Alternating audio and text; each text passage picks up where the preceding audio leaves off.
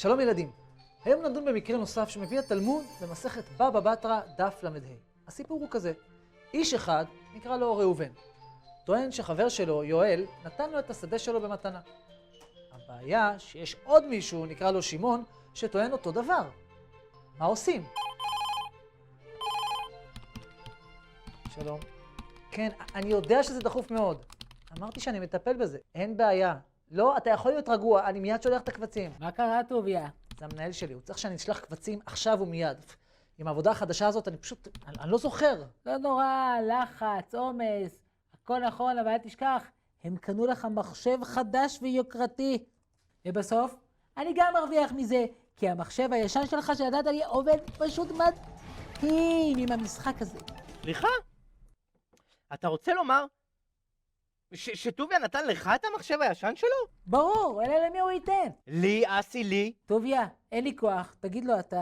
אני זוכר שנתתי לכם את המחשב, אבל עם כל הלחץ הזה בעבודה אני לא זוכר למי נתתי אותו. נו, טוביה, אתה בטוח זוכר את היום הזה שהלכנו בגשם ברחוב.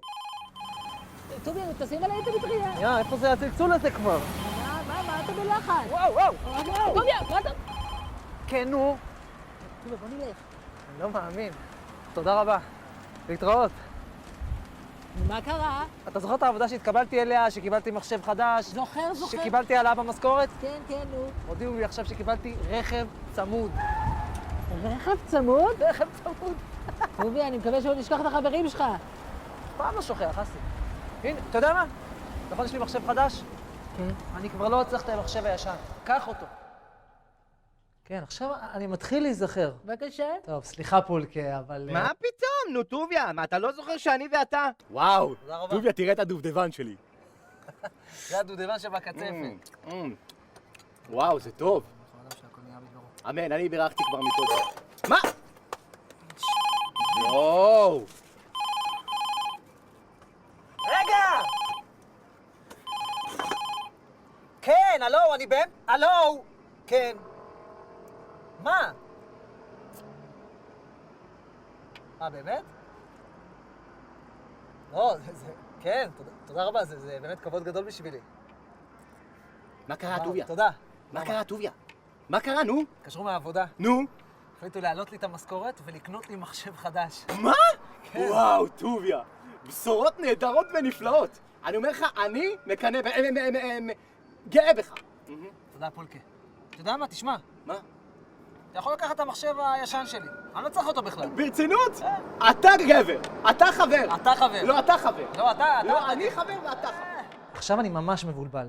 יש לכם איזו הוכחה, איזה שטר שכתבתי בו שאני מעניק לכם את המחשב הנייד שלי? כן, הנה. בבקשה, המחשב שלי. מה? אתה חתמת לי על שטר בדיוק אותו דבר. מה?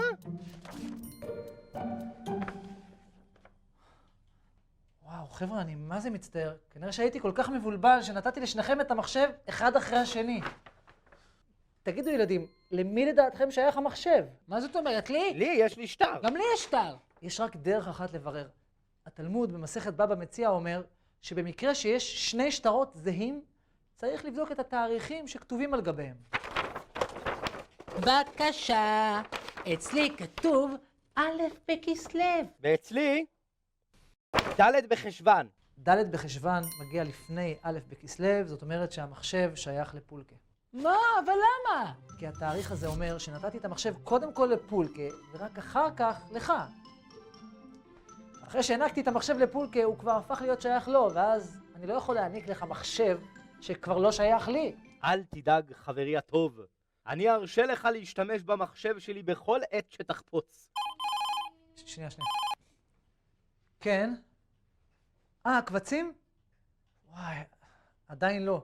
אני נורא מצטער, פשוט...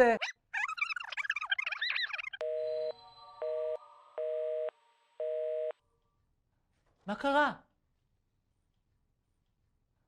פיטרו אותי מהעבודה החדשה. לא נורא, טוביה. נסגרת דלת, נפתח חלון. כל הלחץ הזה ממש לא התאים לך, טוביה. כעת אתה אדם שיוצא לחיים חדשים של חירות. תגידו ילדים, שאלה לסיום. מה היה הדין אילו על שני השטרות היו תאריכים זהים? את התשובה תמצאו בתלמוד הישראלי. מסכת בבא בתרא, דף ל"ה. בהצלחה! הם אמרו שאני צריך להחזיר להם את המחשב החדש. מה? איזה איש נוראי המעסיק הזה שלך? איך אפשר ככה לזרוק בן אדם לרחוב? ועוד איש בגיל שלך, באמת, טוביה. אתה חייב למצוא מהר עבודה חדשה. ושייתנו לך מחשב חדש.